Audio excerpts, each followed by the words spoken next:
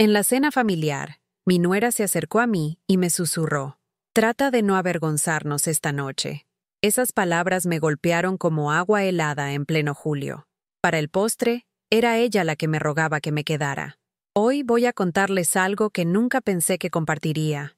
Y si por un segundo esto les resulta familiar, solo les pido que le den like a este video y se suscriban. Me ayudará a seguir abriendo mi corazón. Mi nombre es Esperanza Morales García y tengo 72 años. Vivo en un pequeño departamento de una recámara en la colonia Roma Norte de la Ciudad de México, en el tercer piso de un edificio de ladrillo que ha visto mejores días.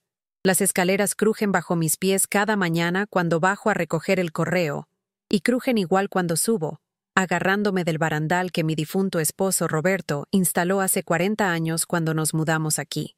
Cada tarde me envuelvo en el mismo rebozo gastado, el azul con rosas pequeñitas que Roberto me compró para nuestro 25º aniversario. Todavía huele tenuemente a su tabaco para pipa, incluso después de todos estos años desde que falleció. Guardo fotografías viejas en los bolsillos de mi bata, envueltas en listones descoloridos que alguna vez fueron rosa brillante. Fotos de boda, retratos de bebé, reuniones familiares cuando todos todavía se sonreían. Había esperado calidez en las cenas familiares. Había esperado aceptación, esa sensación que tienes cuando entras a un cuarto y las caras de la gente se iluminan porque estás ahí. Pero esa tarde de octubre, al entrar a la casa impecable de mi hijo Miguel en la colonia Polanco, el aire se sentía más frío que el viento del periférico. El comedor era hermoso. Copas de cristal capturando la luz de una lámpara cara, mantel blanco planchado a la perfección, el tipo de cubiertos que requiere pulido cuidadoso. Pero me sentía como una intrusa en mi propia familia. La traición ya se cocinaba antes de que me quitara el suéter. Podía verla en la forma en que mi nuera Patricia miró su reloj cuando llegué exactamente a las 6, como me habían pedido. Podía escucharla en la forma en que mi hijo Miguel se aclaró la garganta cuando pregunté si podía ayudar con algo. Y entonces Patricia se acercó a mí, su sonrisa tan falsa como las flores caras en la mesa. Se inclinó lo suficiente para que pudiera oler su perfume, algo fuerte y caro, y susurró esas palabras que resonarían en mi mente por meses. Trata de no avergonzarnos esta noche. El asado se quedó intacto en mi plato la mayor parte de la noche. Se me había ido el apetito. Verán, durante 37 años, yo había sido la columna vertebral de esta familia. Cuando Miguel nació en 1974, Roberto y yo apenas la estábamos pasando. Roberto trabajaba dobles turnos en la fábrica de acero, y yo limpiaba edificios de oficinas en el centro, tomando el metro a las 4 de la mañana cuando la ciudad aún estaba oscura y peligrosa. Ahorramos cada peso para que Miguel pudiera tener lo que nosotros nunca tuvimos: buenas escuelas, ropa limpia, fiestas de cumpleaños con pastel de verdad, en lugar de la mezcla en polvo con la que crecí. Cuando Miguel se graduó del Tecnológico de Monterrey con su carrera de administración, Roberto y yo estábamos tan orgullosos que lloramos durante la ceremonia. Lo habíamos logrado. Le habíamos dado a nuestro hijo una vida mejor. Y cuando conoció a Patricia en esa empresa de inversiones donde ambos trabajaban, la recibimos con los brazos abiertos. Era sofisticada, educada, de una familia acomodada de Santa Fe. Pensamos que sería buena para él. Pensé que sería buena para nosotros. Pero la vida tiene una forma de probar tu fe en las personas. ¿No es así? En 2008, cuando la economía se desplomó como un castillo de naipes, Miguel perdió su trabajo. Sus ahorros se evaporaron más rápido que el rocío de la mañana. La hipoteca de su hermosa casa en Polanco, la de 3 cocheras y cubiertas de mármol, se volvió imposible de manejar. Sus tarjetas de crédito estaban al tope. Patricia estaba embarazada de su primer hijo, y su padre abogado había dejado claro que ayudarlos establecería un precedente peligroso en su familia, así que recurrieron a nosotros. Roberto y yo habíamos sido cuidadosos con nuestro dinero. Teníamos un fondo modesto para el retiro, suficiente para vivir cómodamente en nuestro pequeño departamento. Tal vez tomar pequeñas vacaciones una vez al año para visitar a la hermana de Roberto en Guadalajara. No éramos ricos, pero tampoco pobres. Habíamos planeado nuestros años dorados, imaginando tardes tranquilas y tal vez algunos viajes. En su lugar, nos convertimos en banco para los sueños de nuestro hijo. «Mamá, papá, solo necesitamos ayuda con la hipoteca por unos meses», dijo Miguel, sentado en nuestra pequeña cocina, sus manos entrelazadas tan fuerte que sus nudillos estaban blancos. «Solo hasta que encuentre algo permanente». Unos meses se convirtieron en 2 años. Les dimos 470,000 pesos de nuestros ahorros para el retiro. Sé la cantidad exacta, porque guardé cada recibo, cada estado de cuenta, escrito con mi letra cuidadosa en una libreta pequeña que aún conservo en el cajón de mi cocina. El dinero vino de acciones que me dejó mi padre, de las aportaciones para la pensión de Roberto, de la pequeña herencia que recibimos cuando falleció la madre de Roberto. No solo dimos dinero, lo dimos todo. Cuando Roberto tuvo su derrame cerebral en 2011, solo 3 años después de que vaciamos nuestros ahorros para Miguel y Patricia, me convertí en su cuidadora de tiempo completo. El hombre que una vez me había cargado para cruzar el umbral de este departamento apenas podía reconocerme algunos días. Se despertaba confundido, asustado, llamando a su madre que había muerto hacía 20 años. Lo bañé, lo alimenté, le cambié la ropa cuando no podía recordar cómo funcionaban los botones. Dormí en la silla junto a nuestra cama porque le tenía miedo a la oscuridad y necesitaba saber que alguien estaba ahí. Las citas de terapia física, las visitas al doctor, los medicamentos que costaban más que nuestro presupuesto mensual de despensa. Manejé todo yo sola. ¿Miguel y Patricia nos visitaron durante esos 3 años? Sí, lo hicieron. Cada domingo de por medio, como relojito. Llegaban a las 2 de la tarde y se iban a las 4:30. Siempre con alguna excusa sobre planes para cenar, o la clase de yoga de Patricia, o que la pequeña Emma necesitaba su siesta. Se sentaban en nuestra sala, Miguel viendo su celular mientras Patricia hacía conversación educada sobre el clima.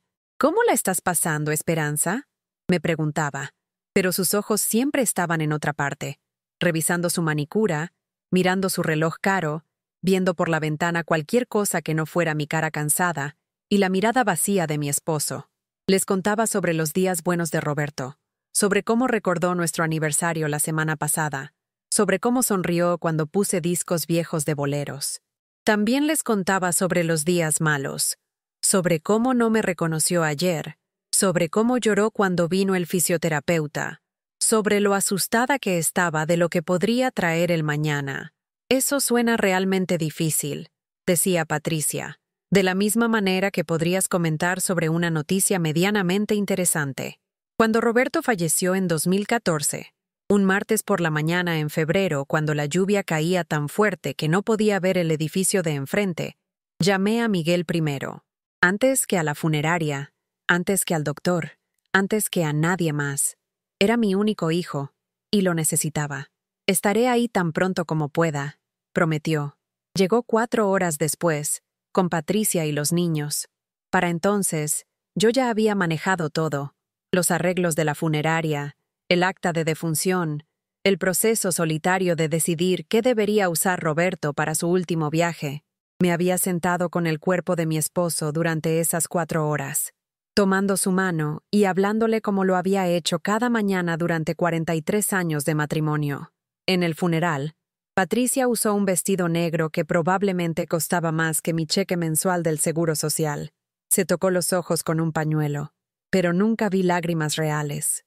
Los niños, Emma, que tenía 4 años, y el pequeño Jaime, que apenas tenía 2, se inquietaron en su ropa cara mientras yo me mantuve entera por pura fuerza de voluntad. Después del servicio, después de la pequeña recepción en el salón de la iglesia donde los pocos amigos que quedaban de Roberto compartieron historias sobre su bondad y sus chistes terribles, Miguel me llevó aparte. «Mamá, necesitamos hablar sobre los asuntos de papá», dijo. «Patricia piensa que sería mejor si yo te ayudara a manejar las cosas de ahora en adelante. Ya sabes, el dinero del seguro, el departamento, todo eso». Estaba tan cansada por el dolor que apenas podía mantenerme en pie, pero algo en su tono me hizo poner atención. «¿Qué quieres decir con manejar las cosas?» «Bueno, ahora estás sola, y te estás haciendo mayor. Patricia y yo pensamos que sería inteligente simplificar tus finanzas. Tal vez buscar algunas oportunidades de inversión. Conocemos gente que podría ayudar. El dinero del seguro de la póliza de Roberto era 630,000 pesos. Todo lo que nos quedaba para asegurar que pudiera vivir independientemente el resto de mi vida. Miguel estaba sugiriendo que se lo entregara para manejo. Creo que puedo manejar mis propias finanzas, dije en voz baja. Su cara cambió entonces. El hijo que me había abrazado después del servicio desapareció, reemplazado por alguien que apenas reconocí. Mamá, no estás pensando claramente ahora mismo. El dolor hace eso a las personas. Patricia y yo solo queremos lo mejor para ti. Dije que no. Fue una de las palabras más difíciles que le había dicho a mi hijo, pero la dije. Desde ese momento, todo cambió. Las visitas dominicales se volvieron mensuales. Luego pararon por completo a menos que fuera día festivo o cumpleaños de alguien. Las llamadas telefónicas solo llegaban cuando necesitaban algo. Alguien que cuidara a los niños durante las vacaciones escolares, alguien que contribuyera al fondo de vacaciones familiares, alguien que ayudara con gastos inesperados. Dije que sí a todo porque estaba aterrada de perder a la única familia que me quedaba. Cuando Emma empezó el kinder en una escuela privada que costaba más que mis ingresos anuales, Miguel me llamó para preguntarme si podía ayudar con la colegiatura. Es solo por este año, mamá. Espero un ascenso pronto. Les di 80,000 pesos del dinero del seguro de Roberto. Cuando Patricia quiso remodelar su cocina porque las cubiertas de granito no eran del tono correcto de blanco, necesitaban un préstamo temporal, solo hasta que salga el crédito hipotecario. Les di 120,000 pesos. Cuando Jaime necesitó terapia del habla que su seguro no cubría completamente, cuando Emma quiso tomar clases de ballet, cuando su carro necesitó reparaciones, cuando la madre de Patricia los visitó y querían llevarla a restaurantes caros, cada vez recurrían a mí, y cada vez dije que sí, porque ¿qué más haces cuando tu único hijo pide ayuda? Para 2018, el dinero del seguro de Roberto se había acabado. Mi seguro social apenas cubría mi renta y gastos básicos. Estaba comprando en tiendas de descuento, recortando cupones como solía hacer mi madre durante la depresión, usando la misma ropa que había tenido por una década. Pero la familia de Miguel estaba prosperando.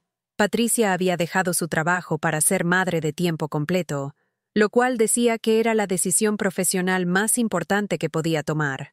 Tomaron vacaciones a Europa. Manejaban carros que costaban más de lo que yo había ganado en un año. Emma estaba inscrita en clases de francés y piano. Jaime tenía cada juguete educativo y dispositivo electrónico disponible. Y yo vivía de sopa enlatada y pan barato, orgullosa de haber ayudado a hacer posibles sus sueños.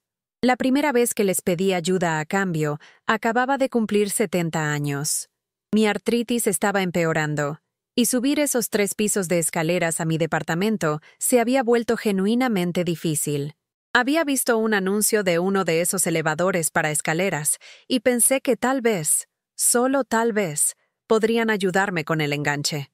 Mamá, esas cosas son realmente caras, dijo Miguel cuando lo mencioné durante una de nuestras raras conversaciones telefónicas. Y honestamente, si tienes problemas con las escaleras, tal vez es hora de pensar en un asilo. Patricia y yo hemos estado hablando, y pensamos que podría ser más seguro para ti. Un asilo, donde renunciaría a mi independencia, mis recuerdos, mi conexión con la vida que Roberto y yo habíamos construido juntos, para poder vivir en un cuarto pequeño rodeada de extraños. No estoy lista para eso, dije. Solo necesito ayuda con las escaleras. Bueno, realmente no podemos ayudar ahora mismo.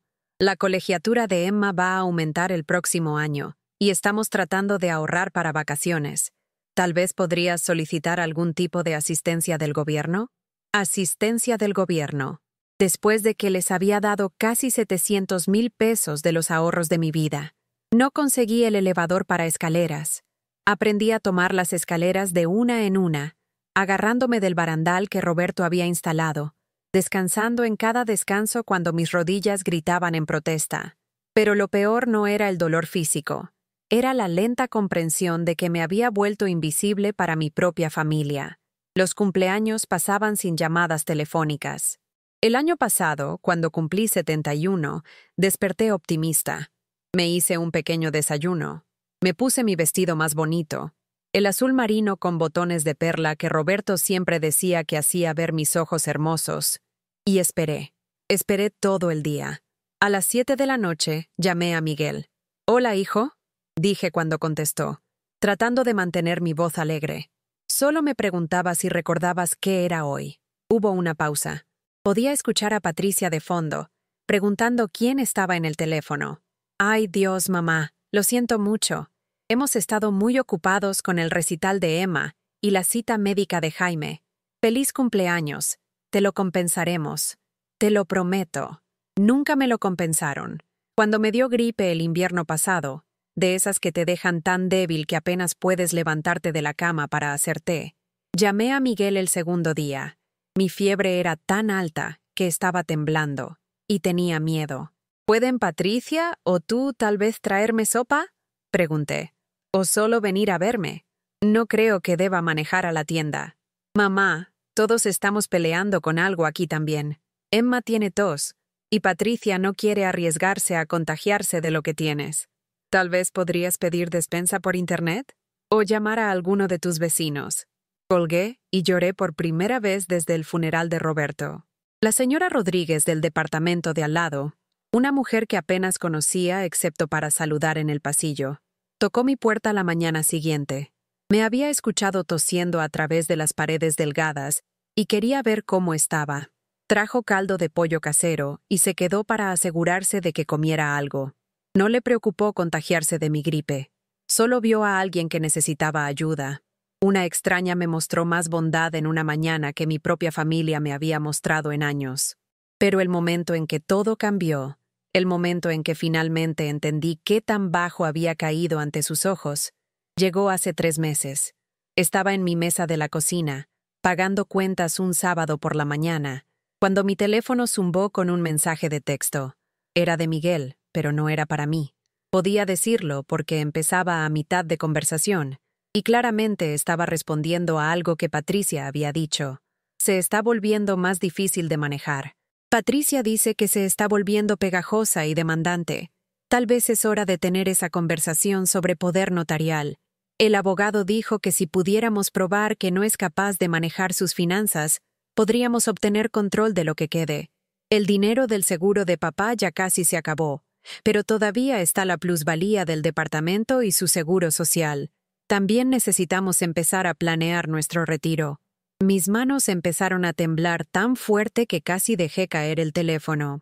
Este era mi hijo, el niño que había llevado en mi vientre por 9 meses.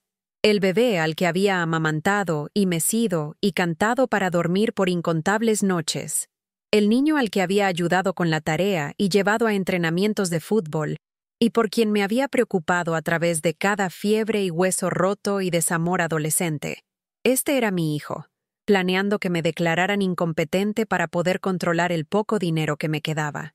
Leí el mensaje 3 veces más, pensando que tal vez había entendido mal, pero las palabras no cambiaron.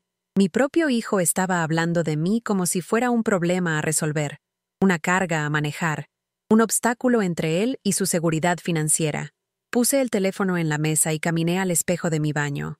La mujer que me miraba de vuelta estaba cansada, mayor de lo que me sentía por dentro, usando una bata que había visto mejores días. Pero sus ojos no estaban vacíos, estaban enojados. «Mereces más que esto», le susurré a mi reflejo. «Mereces más que migajas de lástima y cortesía falsa y reuniones secretas sobre tu incompetencia». Esa noche no pude dormir. Seguí pensando en ese mensaje de texto, en la forma casual en que habían descartado mi valor como ser humano. Me levanté e hice té, Earl Grey, del bueno que guardaba para ocasiones especiales, y me senté en la vieja silla de Roberto junto a la ventana. Desde nuestro departamento, puedes ver un pedazo del zócalo entre los edificios. Roberto solía sentarse en esta misma silla cada mañana, viendo salir el sol sobre la ciudad, diciendo que era el mejor entretenimiento gratuito de la ciudad. Esa noche, viendo las luces reflejarse en los charcos de la plaza, tomé una decisión. Ya no iba a ser su red de seguridad. Ya no iba a ser su fuente conveniente de fondos de emergencia. Ya no iba a aceptar migajas de afecto a cambio de mi dignidad. Pero primero, tenía que saber con seguridad con qué estaba lidiando. El lunes siguiente, Tomé el metro al centro a la oficina legal que había enviado a Miguel esa carta sobre el patrimonio de mi difunto esposo. La carta que se suponía que no debía saber. La había encontrado por accidente cuando estaba ayudando a Patricia a limpiar su cajón de trastes durante mi última visita. Estaba metida debajo de una pila de papeles escolares de Emma, y el membrete me llamó la atención porque tenía mi nombre. La abogada, una mujer joven con ojos amables y apretón de manos firme, explicó que Miguel los había contactado sobre impugnar el testamento de Roberto. Alegaba que había irregularidades en cómo se había manejado el dinero del seguro y quería explorar opciones para recuperar fondos que deberían haber sido parte del patrimonio. «Señora», me dijo gentilmente, «la póliza de seguro de su esposo era pagadera directamente a usted como beneficiaria designada. No hay nada que impugnar». Pero su hijo parecía muy preocupado sobre su habilidad para manejar una suma tan grande de dinero. Sugirió que podría estar experimentando algún deterioro cognitivo. Deterioro cognitivo. Mi hijo le había dicho a una extraña que estaba perdiendo la mente. ¿Proporcionó alguna evidencia de este supuesto deterioro?, pregunté. No, señora. Y francamente, hablando con usted ahora, me parece perfectamente lúcida. Pero quería que supiera lo que se estaba sugiriendo. Le agradecí y me fui, pero mi cabeza estaba dando vueltas. Miguel no había sido solo descuidado con ese mensaje de texto. Había estado trabajando activamente para minar mi independencia. Cuando llegué a casa, hice algo que no había hecho en años.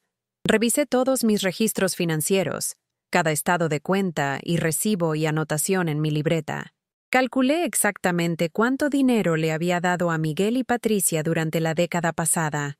La cifra era pasmosa: 874,320 pesos, casi 900,000 pesos de los ahorros de mi vida, idos para apoyar a una familia que ahora cuestionaba mi competencia mental.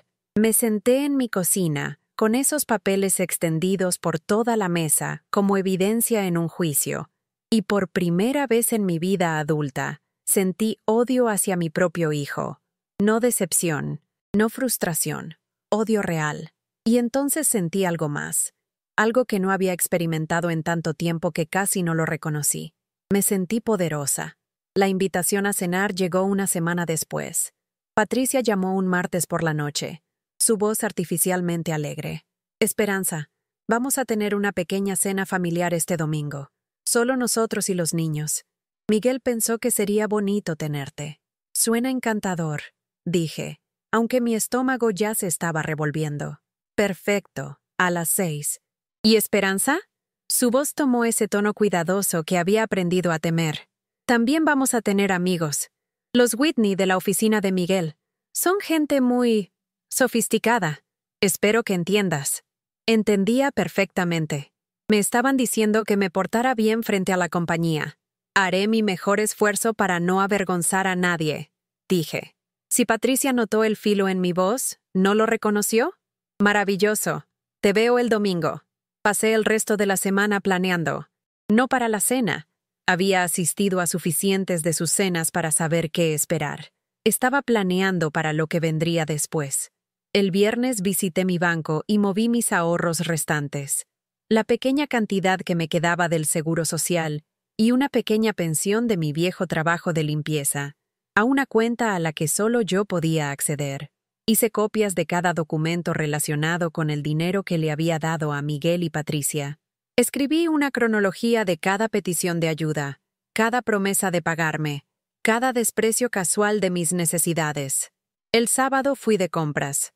No a la tienda de descuento donde usualmente compraba marcas genéricas y productos rebajados. Fui al Palacio de Hierro en Polanco, donde Patricia compraba, y compré ingredientes para un postre real, del tipo que solía hacer cuando Miguel era joven, y el dinero no era algo de lo que nos preocupáramos todos los días. Iba a hacer el pastel de chocolate favorito de Roberto, el que tiene betún de whisky que me tomaba 3 horas preparar apropiadamente. Si esta iba a ser mi última cena familiar, iba a contribuir con algo significativo. El domingo llegó gris y lluvioso, el tipo de día de octubre que te hace querer quedarte adentro con un buen libro y té caliente. En su lugar, me puse mi mejor vestido. el negro con botones plateados que había comprado para el funeral de Roberto y nunca había usado desde entonces. Me peiné cuidadosamente, sujetándolo como a Roberto siempre le gustaba. Incluso me puse lápiz labial, el tono coral que me hacía sentir más joven. A las 5:30, puse cuidadosamente mi pastel de chocolate en su cargador y caminé a la parada del camión. El número 3 me llevaría desde la Roma Norte hasta Polanco. Un viaje de 40 minutos a través de vecindarios que se volvían progresivamente más caros con cada parada. La casa de Miguel y Patricia estaba en una calle arbolada donde cada césped estaba perfectamente cuidado y cada carro en cada cochera costaba más de lo que la mayoría de la gente gana en un año. La casa misma era un testimonio de su éxito. 3 pisos de ladrillo rojo y molduras blancas, con un pórtico frontal que parecía salido de una revista. Subí los escalones del frente, mi cargador de pastel en una mano y mi bolsa agarrada fuertemente en la otra. Antes de que pudiera tocar, la puerta se abrió y Patricia apareció en un vestido de cóctel que probablemente costaba más que mi renta mensual. «Esperanza», dijo, su sonrisa brillante y vacía. Justo a tiempo. Entré a su vestíbulo, con sus pisos de duela relucientes y lámpara de cristal, e inmediatamente me sentí mal vestida a pesar de mis esfuerzos. La casa olía a velas caras y vino, y podía escuchar voces del comedor, los amigos sofisticados que se suponía que debía impresionar. «Traje postre», dije, levantando el cargador del pastel. «Qué considerado», dijo Patricia, aunque su tono sugería que era todo menos una sorpresa bienvenida. «Solo lo pondré en la cocina». «Ya tenemos postre planeado, pero tal vez podamos guardar esto para después». Mi pastel, en el que había pasado 3 horas usando ingredientes que me costaron 600 pesos que realmente no podía permitirme, estaba siendo descartado como algo de segunda. «Esperanza, antes de que nos reunamos con los otros», dijo Patricia, acercándose a mí en el vestíbulo, lo suficientemente cerca para que pudiera oler su perfume, algo fuerte y caro que me picaba la nariz. Lo suficientemente cerca para que su voz pudiera ser un susurro sin que nadie más escuchara. «Trata de no avergonzarnos esta noche». Esas 7 palabras me golpearon como un golpe físico. Toda la pretensión, toda la cortesía falsa, todo el manejo cuidadoso de mi presencia en sus vidas, todo se cristalizó en ese momento. Yo no era una abuela querida siendo invitada a cenar. Era una vergüenza potencial siendo advertida de mantenerse en línea. Miré los ojos de Patricia, esos ojos azules fríos que nunca, ni una sola vez, me habían mirado con calidez genuina, y vi exactamente lo que pensaba de mí. Era la parienta pobre, el eslabón débil, la mujer mayor que podría decir algo incómodo o usar algo inapropiado o de otra manera recordarles a sus amigos sofisticados que la riqueza y el estatus no eran rasgos hereditarios. «Entiendo», dije en voz baja. «Bien», dijo Patricia, su sonrisa regresando. «Ahora vamos a conocer a todos». El comedor era una obra maestra de perfección para entretenimiento.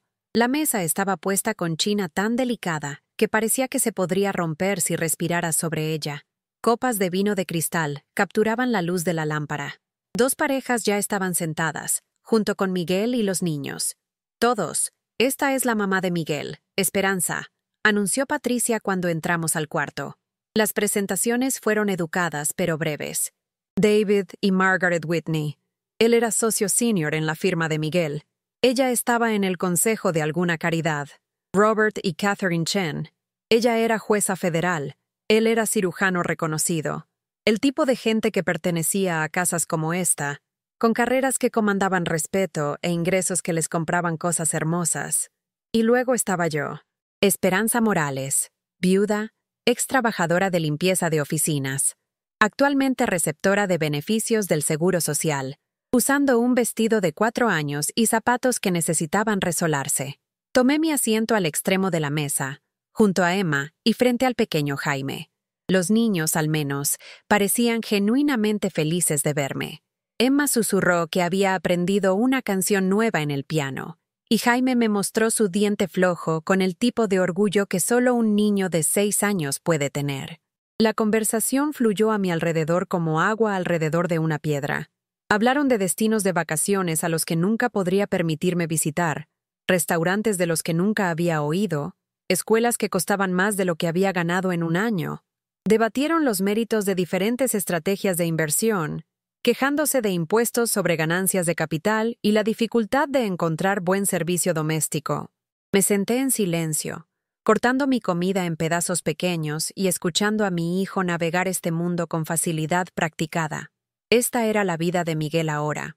Una vida donde el dinero no era algo de lo que preocuparse, sino algo que manejar estratégicamente, donde las cenas requerían conversación sofisticada y listas de invitados cuidadosamente curadas, donde su madre era una responsabilidad a manejar en lugar de una persona a valorar. «Esperanza, estás muy callada esta noche», dijo Margaret Whitney durante una pausa en la conversación. Su tono era amable, pero podía sentir la curiosidad subyacente. «Patricia me dice que vives en la Roma Norte, un vecindario tan diverso. La forma educada de decir pobre. Sí, he vivido ahí por más de 40 años», dije. «Mi esposo y yo criamos a Miguel ahí». «Qué encantador que te hayas quedado en el mismo lugar todos estos años», dijo Catherine Chen. «Debe ser muy consolador tener ese tipo de estabilidad». Antes de que pudiera responder, Patricia saltó. «De hecho, hemos estado tratando de convencer a Esperanza de que tal vez es hora de un cambio. El vecindario no es tan seguro como solía ser, y esas escaleras se están volviendo más difíciles para ella». Ahí estaba. La manipulación sutil frente a testigos. La sugerencia de que ya no era capaz de tomar mis propias decisiones sobre dónde vivir. «Mudarse puede ser un ajuste tan grande a cualquier edad», dijo David Whitney diplomáticamente. «Pero hay algunas comunidades para adultos mayores maravillosas en el área ahora, mucho más convenientes». «Estoy segura de que las hay», dije cuidadosamente. «Pero no estoy lista para renunciar a mi independencia aún». La conversación siguió adelante, pero capté la mirada que pasó entre Patricia y Miguel. Esta cena no era solo para mostrarme a sus amigos. Era para construir un caso de por qué yo necesitaba su intervención en mi vida. Mientras la noche progresaba, observé a mi hijo reírse de chistes que no entendía, discutir negocios que involucraban más dinero de lo que podía comprender, planear vacaciones familiares que costarían más que mis ingresos anuales. Esta era la vida que mis sacrificios le habían comprado. Este era el éxito que había ayudado a hacer posible. Y estaba feliz por él, verdaderamente. Quería que mi hijo tuviera una vida mejor que la que Roberto y yo habíamos podido proporcionarnos, pero no estaba preparada para lo completamente que me dejaría atrás. Durante el plato principal, algún tipo de pescado que no podía identificar, preparado con salsas que probablemente tenían nombres franceses, Emma empezó a contarles a todos sobre un proyecto escolar en el que estaba trabajando sobre historia familiar.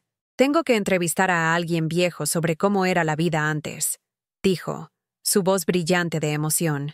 «Abuela Esperanza, eres realmente vieja.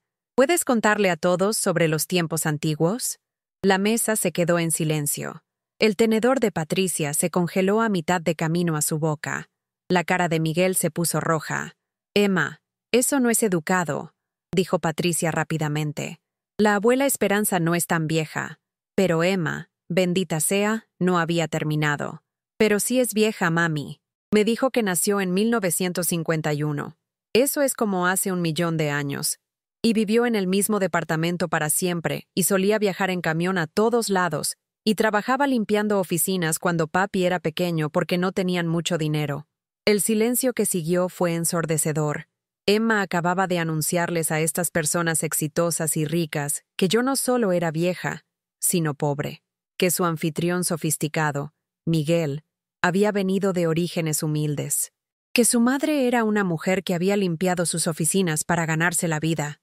«Eso es muy interesante, Emma», dijo Margaret Whitney finalmente, su voz cuidadosamente neutral. «Sí», dije, encontrando mi voz al fin. «Sí limpié oficinas, incluyendo algunas en el edificio de su firma, señor Whitney. Trabajé el turno de noche por 15 años, cuidando los espacios donde gente importante como usted tomaba decisiones importantes». Patricia parecía que quería desaparecer debajo de la mesa. Miguel estaba mirando su plato como si éste contuviera los secretos del universo. ¿Y saben qué aprendí en todos esos años limpiando después de gente exitosa? Continué, sorprendiéndome de lo firme que sonaba mi voz. Aprendí que todos dejamos los mismos tipos de desorden. Anillos de café en escritorios caros, migajas en muebles de diseñador, basura que necesita vaciarse sin importar cuánto dinero gane la persona que llena el bote. «Abuela, eres muy inteligente», dijo Jaime, completamente ajeno a la tensión en el cuarto. «Gracias, mi amor», dije, alcanzando para tocar su mano. «Tu abuela ha aprendido muchas cosas a lo largo de los años». La conversación se arrastró cojeando por el resto de la cena, con Patricia trabajando tiempo extra para dirigir los temas lejos de cualquier cosa que pudiera recordarles a sus invitados de mi existencia. Cuando llegó el momento del postre, sirvió un tiramisú elaborado que claramente había sido comprado en una pastelería cara. Mi pastel de chocolate casero permaneció en la cocina, olvidado. Mientras los invitados se preparaban para irse, haciendo sonidos educados sobre qué noche tan encantadora había sido, me disculpé para usar el baño, pero en lugar de subir las escaleras, me escabullí a la cocina para recuperar mi pastel. Estaba sentado en el mostrador, todavía en su cargador, intacto y sin reconocimiento. Podría haberlo dejado ahí. Podría haber dejado que Patricia lo desechara silenciosamente, de la misma manera que había desechado mi dignidad toda la noche. En su lugar, recogí el pastel y caminé de vuelta al comedor, donde los invitados se estaban poniendo sus abrigos y diciéndose adiós. «Antes de que todos se vayan», dije, mi voz llevándose claramente por el cuarto, «me gustaría compartir algo». Toda conversación se detuvo. Patricia se puso rígida. Miguel se veía aterrorizado. «Hice este pastel», dije, poniendo el cargador en la mesa del comedor. «Es la receta favorita de mi difunto esposo. Chocolate con betún de whisky. Es el mismo pastel que hacía para cada uno de los cumpleaños de Miguel cuando estaba creciendo, cuando no podíamos permitirnos comprar postres elegantes de pastelerías». Abrí el cargador y revelé el pastel. No estaba decorado tan perfectamente como el tiramisú, pero era hermoso a su manera, rico y oscuro y hecho con amor. Quería contribuir con algo significativo a esta cena. Continué, cortando rebanadas generosas y poniéndolas en los platos de china caros. Algo que represente de dónde vino esta familia, antes de todo el éxito y amigos sofisticados y casas caras. Los invitados aceptaron sus rebanadas educadamente, probablemente temerosos de rechazar. Pero cuando Margaret Whitney tomó su primer bocado, sus ojos se abrieron con placer genuino. «Esto es extraordinario», dijo. «¿Hiciste esto desde cero?» «Sí», dije. «De la misma manera que hacía todo cuando Miguel era joven. No teníamos mucho dinero para conveniencias compradas en tienda, así que aprendí a hacer las cosas yo misma. Esta receta me tomó años perfeccionar. Está absolutamente delicioso», agregó David Whitney. «El sabor a whisky es increíble». Incluso Catherine Chen y su esposo estaban asintiendo apreciativamente. «Podrías vender pasteles como este», dijo Robert. «Esto es calidad de restaurante». Vi algo parpadear en los ojos de Patricia. Sorpresa, tal vez incluso un respeto a regañadientes. Por un momento, no era solo la suegra vergonzosa. Era una repostera hábil que había impresionado a sus amigos sofisticados. «Gracias», dije simplemente. «Aprendí hace mucho tiempo que no necesitas ingredientes caros para crear algo hermoso. Solo necesitas paciencia, práctica y amor». Los invitados se fueron con elogios genuinos por el pastel, varios de ellos preguntando si consideraría hacer pasteles para sus propias cenas. Patricia los acompañó a la puerta, aceptando cumplidos sobre su suegra talentosa, con una sonrisa tensa. Cuando la puerta del frente se cerró y solo quedaba familia en el comedor, la atmósfera cambió inmediatamente.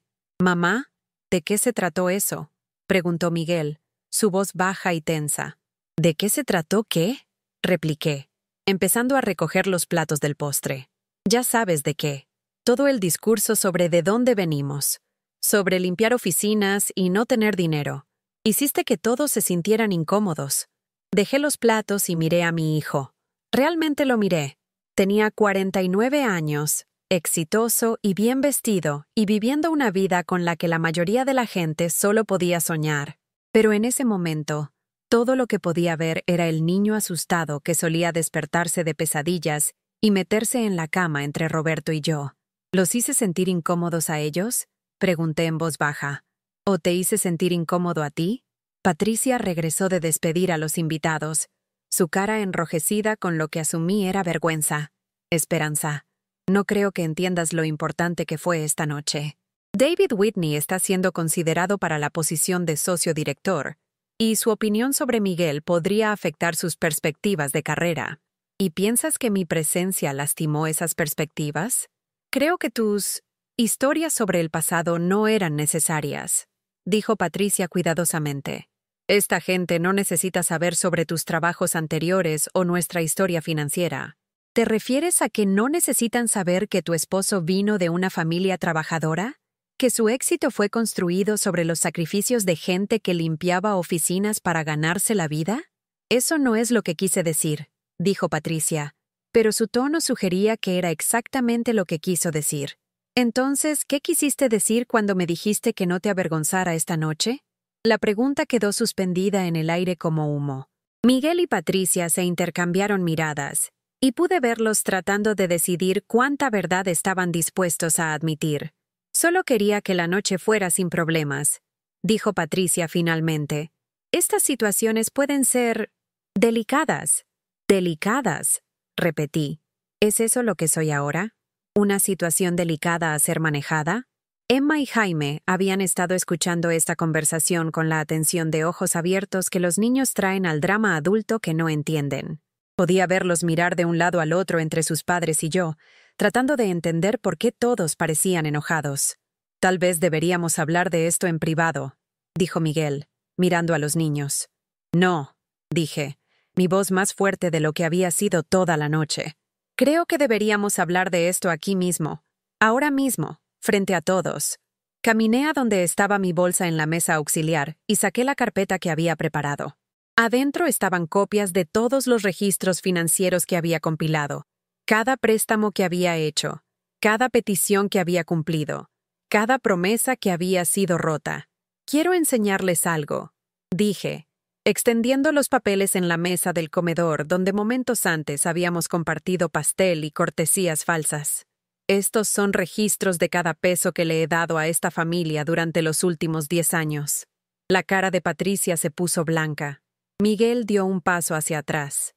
874,320 pesos, dije, leyendo de mis cálculos. Eso es cuánto de los ahorros de mi vida he contribuido a su éxito. El enganche de su casa, la colegiatura de escuela privada de sus hijos, su renovación de cocina, las reparaciones de su carro, sus vacaciones. Mamá, no tienes que... empezó Miguel, pero levanté mi mano. No he terminado, dije. Ese dinero representaba mi seguridad, mi independencia, mi habilidad de vivir con dignidad en mi vejez. Lo di libremente porque los amaba y quería ayudarlos a construir una buena vida. Saqué otro documento, el mensaje de texto que Miguel me había enviado accidentalmente, impreso en sus propias palabras. Pero aparentemente, mi generosidad ha sido confundida con incompetencia. Continué. Según este mensaje, me estoy volviendo pegajosa y demandante, y han estado discutiendo declararme mentalmente incapaz para poder controlar mis bienes restantes. El silencio en el cuarto era absoluto. Incluso los niños habían dejado de inquietarse. ¿Es verdad eso, Miguel?, pregunté. ¿Has estado planeando hacer que declaren incompetente a tu propia madre? La cara de mi hijo se desplomó. Por un momento, se veía como el niño pequeño que solía confesar sus errores con lágrimas corriendo por sus mejillas. Mamá, no es así, dijo. Solo hemos estado preocupados por ti, viviendo sola a tu edad, manejando tus finanzas por ti misma. Pensamos que tal vez sería mejor si controlaras mi dinero de la forma en que has controlado todo lo demás sobre nuestra relación. Eso no es justo, intervino Patricia. Nunca hemos controlado nada. Siempre has tenido libertad de tomar tus propias decisiones. Me reí, un sonido sin humor. ¿Libertad de tomar mis propias decisiones? ¿Cuándo fue la última vez que fui invitada a una cena familiar sin condiciones? ¿Cuándo fue la última vez que me llamaron solo para ver cómo estaba, no porque necesitaran algo? ¿Cuándo fue la última vez que me trataron como un miembro valorado de esta familia en lugar de una obligación a ser manejada? Las preguntas quedaron suspendidas en el aire, sin respuesta, porque todos sabíamos la verdad.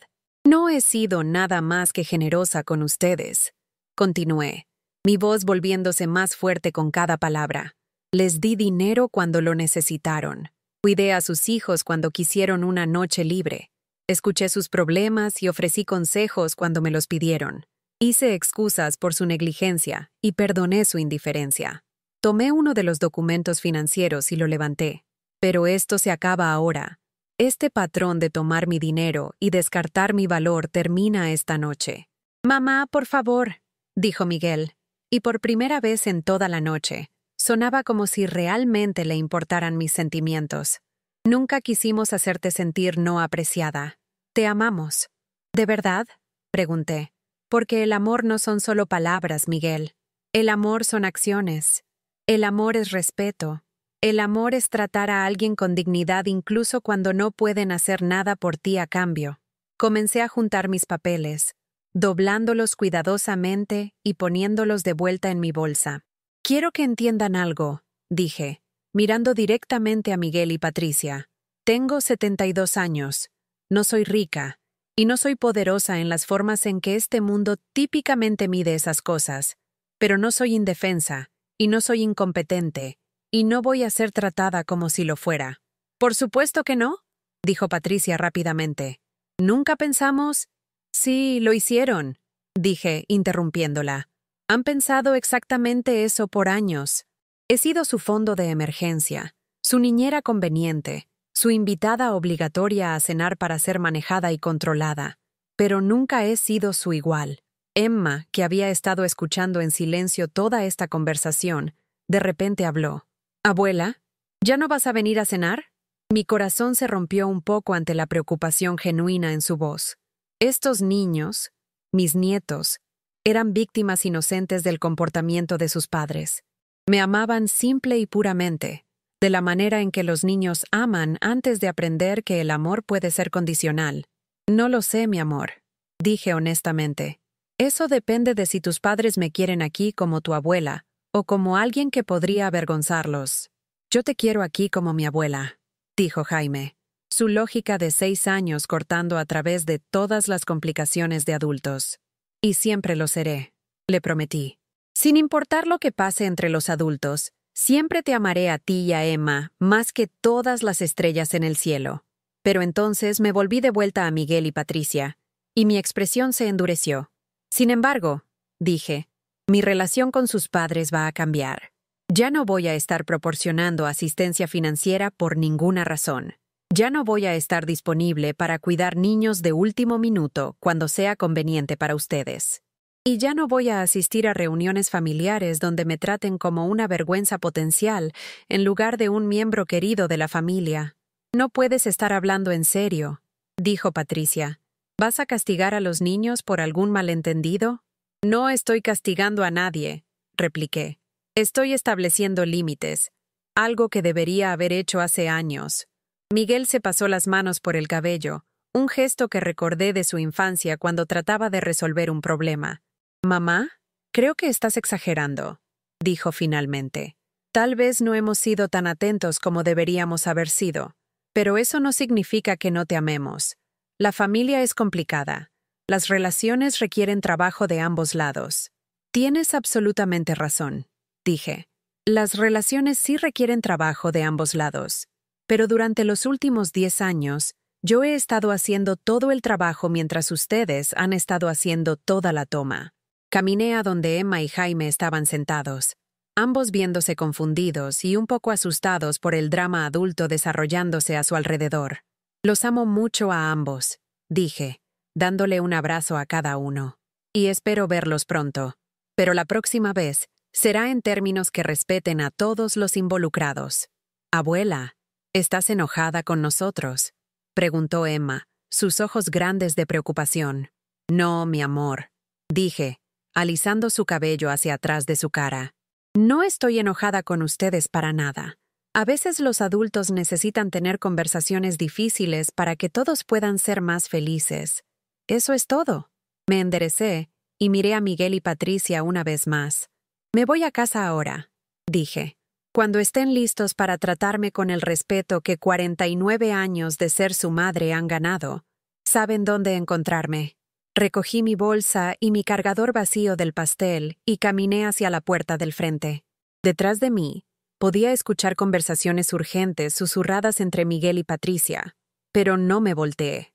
En la puerta del frente, hice una pausa y miré hacia atrás al comedor donde mi familia estaba agrupada alrededor de la mesa que todavía tenía los restos de nuestra noche difícil. «Una cosa más», dije, mi voz llevándose claramente por toda la casa. «La próxima vez que tengan amigos sofisticados para cenar, tal vez quieran recordar que la mujer que crió a su esposo exitoso, que sacrificó su propia comodidad para que ustedes pudieran tener la suya, que enseñó a sus hijos sus primeras canciones y los consoló a través de sus primeras fiebres. Esa mujer no es una vergüenza. Ella es la base sobre la que todo lo demás fue construido». Abrí la puerta del frente y salí a la noche de octubre. El aire estaba frío y limpio, y por primera vez en meses sentí que podía respirar profundamente. El viaje en camión de vuelta a casa me dio tiempo de sobra para pensar en lo que acababa de pasar. Mientras rodamos a través de vecindarios que se iban volviendo progresivamente menos caros con cada parada, repasé la noche en mi mente. ¿Había sido muy dura? ¿Había reaccionado exageradamente a la advertencia susurrada de Patricia y el subsecuente desprecio de mi contribución a la cena? Pero entonces recordé el mensaje de texto sobre declararme incompetente. Recordé el reporte de la abogada sobre Miguel cuestionando mi capacidad mental. Recordé años de ser tratada como un recurso conveniente en lugar de una persona valorada. No había sido muy dura. Si acaso, había sido demasiado paciente por demasiado tiempo. Cuando finalmente subí los 3 pisos de escaleras a mi departamento, tomándome mi tiempo, descansando en cada descanso, pero llegando bajo mi propio poder, me sentí diferente, más ligera, de alguna manera, como si hubiera estado cargando un peso que no me daba cuenta que estaba ahí hasta que finalmente lo dejé. Me hice una taza de té y me senté en la vieja silla de Roberto junto a la ventana. El zócalo estaba oscuro excepto por las luces de la ciudad reflejándose en sus charcos, y en algún lugar a la distancia podía escuchar el rumble del metro llevando gente a casa de sus actividades dominicales por la noche. Mi teléfono zumbó con un mensaje de texto. Por un momento, mi corazón saltó. Tal vez Miguel se había dado cuenta de la magnitud de lo que había pasado y se estaba acercando para disculparse. Pero era solo una notificación de mi banco sobre el saldo de mi cuenta. La cuenta de ahorros que había protegido de los esquemas de Miguel todavía tenía suficiente dinero para que pudiera vivir independientemente, modestamente, pero cómodamente, por varios años más. Iba a estar bien. Por primera vez en una década, iba a estar bien en mis propios términos. Los siguientes días pasaron en silencio. Esperé a medias que Miguel llamara, que tratara de arreglar las cosas con el tipo de disculpa superficial que se había vuelto estándar en nuestra relación. Pero mi teléfono permaneció en silencio. Patricia tampoco se acercó, lo cual no me sorprendió. Ella nunca había sido la que iniciara el contacto conmigo. Toda comunicación pasaba por Miguel, manteniendo sus manos limpias de manipulación directa. Para el jueves, comenzaba a preguntarme si había calculado mal. Tal vez estaban tan ofendidos por mi comportamiento en la cena, que estaban preparados para cortarme completamente. El pensamiento me asustó más de lo que quería admitir. A pesar de todo, eran mi única familia. Pero entonces recordé algo que solía decir mi madre cuando era joven y lidiaba con abusones del recreo. La gente te trata exactamente tan bien como les permites que te traten, Esperanza. Si aceptas migajas, eso es todo lo que te ofrecerán. Mamá había muerto hace 20 años, pero su sabiduría todavía sonaba verdadera. El viernes por la mañana, la señora Rodríguez tocó mi puerta con un plato de tamales caseros y una expresión preocupada. «Esperanza, mija, ¿estás bien?», preguntó mientras la invité a pasar por café. «Te ves diferente esta semana. Más callada, tal vez. Pero también, no sé cómo explicarlo, como que te estás cargando más derecha». Sonreí ante su observación. «Creo que sí me estoy cargando más derecha, María. Tuve una conversación difícil con mi familia el domingo. Y todavía estoy procesando cómo me siento al respecto. ¿Quieres hablar de ello?, preguntó, acomodándose en la silla de Roberto con su taza de café acunada en manos gastadas, que hablaban de una vida de trabajo duro. María Rodríguez tenía 78 años, viuda como yo, pero su experiencia de familia era completamente diferente. Sus 3 hijas y 2 hijos la visitaban regularmente, llamaban frecuentemente, y la trataban como la matriarca querida que era. Sus nietos pasaban fines de semana en su departamento, llenándolo de risa y cháter en español, y el tipo de gozo orgánico que no se puede manufacturar. Me encontré contándole todo: los años de apoyo financiero, la erosión gradual del respeto, el mensaje de texto sobre mi supuesta incompetencia, la advertencia susurrada en la cena, y mi decisión de finalmente establecer límites. María escuchó sin interrupción, sus ojos oscuros volviéndose cada vez más indignados mientras mi historia se desarrolló. «Ay, Dios mío», dijo cuando terminé. «Esperanza, no tenía idea. Siempre hablabas tan orgullosamente del éxito de Miguel, de lo bien que le estaba yendo a la familia. Nunca me di cuenta del costo para ti. No quería que nadie supiera», admití. Estaba avergonzada, creo. Avergonzada de que mi propio hijo me tratara de esa manera, y avergonzada de que lo hubiera permitido continuar por tanto tiempo. «No tienes nada de qué avergonzarte», dijo María firmemente. «Eres una buena madre que hizo sacrificios por la felicidad de su hijo. Eso no es vergonzoso. Es amor. Pero el amor debe fluir en ambas direcciones en una familia». Se acercó por encima del pequeño espacio entre nuestras sillas y me dio palmadas en la mano. «En mi cultura», continuó, «tenemos un dicho: el respeto al derecho ajeno es la paz. Tu hijo y su esposa se olvidaron de respetar tus derechos como persona, como su mayor, como alguien que merecía gratitud en lugar de manipulación. Simplemente no sé qué pasa ahora», dije. «Amo tanto a esos nietos. El pensamiento de perderlos». «No los perderás si tu hijo tiene algo de sentido», dijo María.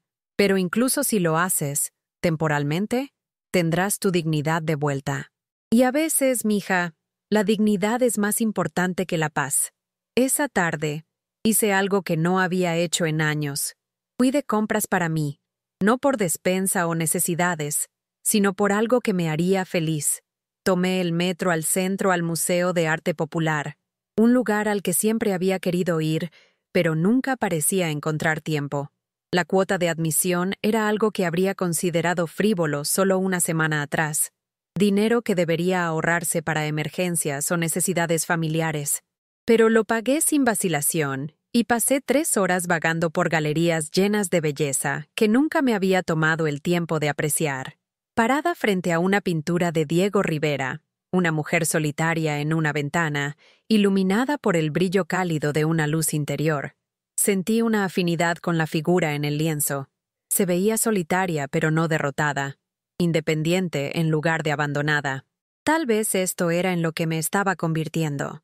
No una mujer sin familia, sino una mujer que no necesitaba validación familiar para definir su valor.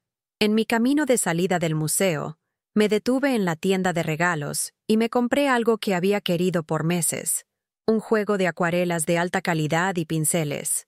Roberto solía pintar como pasatiempo cuando éramos jóvenes, antes de que el trabajo y las responsabilidades llenaran todo su tiempo. Sus suministros todavía estaban en el closet de nuestro cuarto, intocados desde su muerte. Tal vez era hora de que tratara de crear algo hermoso. El fin de semana pasó en paz. Instalé un pequeño caballete junto a la ventana en mi sala y traté de pintar la vista del zócalo. Mis primeros intentos fueron torpes, pero había algo profundamente satisfactorio sobre mezclar colores y ver formas emerger de papel en blanco. Por primera vez en meses, no revisé mi teléfono obsesivamente, ni me pregunté qué estarían haciendo Miguel y su familia. Estaba completamente absorta en mi propia actividad, mi propio pequeño mundo de descubrimiento. El lunes por la mañana trajo la primera grieta en el silencio. Emma llamó, no Miguel o Patricia, sino mi nieta de 8 años, usando el teléfono de su madre para alcanzar a la abuela, que había salido caminando de sus vidas 6 días antes. ¿Abuela Esperanza? Su voz era pequeña e incierta a través del altavoz del teléfono. ¿Todavía estás enojada con nosotros? Mi corazón casi se rompe ante la pregunta. Oh, mi amor, no estoy enojada contigo para nada. Nunca podría estar enojada contigo o con Jaime. Nunca. Pero mami dijo que tal vez ya no nos quieres ver porque no somos suficientemente sofisticados para ti. Cerré mis ojos y tomé una respiración profunda, tratando de procesar la magnitud de la manipulación de Patricia. Había torcido toda la situación, haciéndose a ella y a Miguel las víctimas de mi comportamiento irrazonable. Emma, ¿puedes escucharme muy cuidadosamente?, pregunté. Tu abuela te ama más que todas las estrellas en el cielo y todos los peces en el océano.